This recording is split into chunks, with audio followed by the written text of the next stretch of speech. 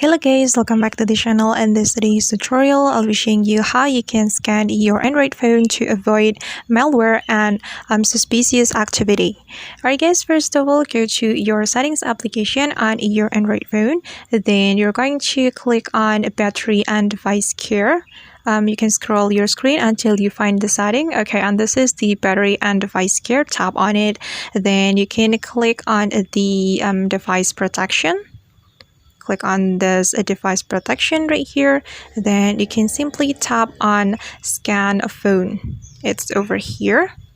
Then you have to wait until the scanning process is complete.